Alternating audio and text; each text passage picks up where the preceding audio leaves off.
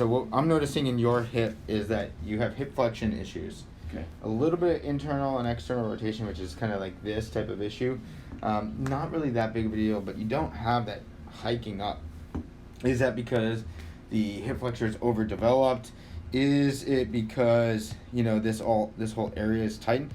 I can just tell you that you don't have the mobility within this hip flexor and this hip joint right here. Okay. Going into flexion, whereas this side kind of moves up nice and easily. Uh-huh. Then I do some knee issues, and I kind of like I did some hip abduction stuff where we kind of tested some of the glutes on the side. You were just a little bit stronger on the left side than the right. So what can happen is that maybe all this stuff is lack of mobility, maybe overtraining, just whatever might be happening, and a little bit of weakness. You're not necessarily rotating out the way you can.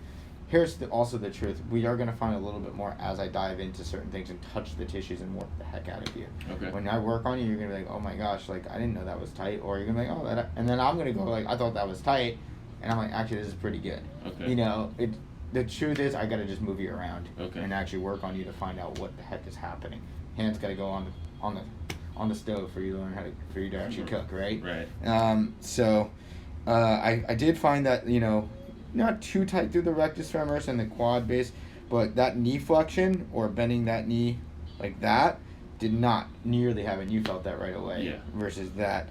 You definitely have some tenderness and palpation to not necessarily the soleus, but the flexor digitorum, which is the one that runs right across that way. Okay. While walking, I saw that you were caving in this way. Uh-huh. I tested the ankles to see if they had stability, and they do, both of them, but they seem to be caving. I'm going to just say this side. It seems to be caving inward that way, so it's kind of going like this. Uh-huh.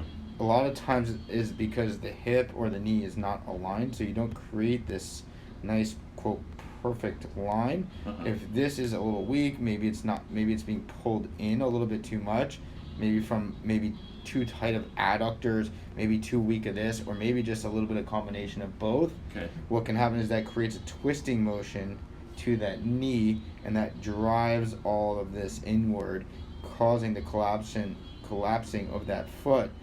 That collapsing of that foot can add a ton more pressure to that, and that's why I think you're having that. And I think the other side is just as a result of one running, and two, you're probably just shifting a little bit more to that side. Okay. So we're going to spend a good deal of time working the hip, Okay. probably the adductor, some of the knee to free it up. Definitely going to hit that over there, Okay. but we'll also hit some of that to help you with the symptoms. Okay. Anything else we find we'll work on, but you're going to have to do some glute strengthening. I'll give you some stuff for that. Sure. And some core-based stuff. I think that's what's happening. I don't think this is a direct result of like straight running. I do think there's a little biomechanics issue there too. Okay. So, any question? No. This is all very helpful.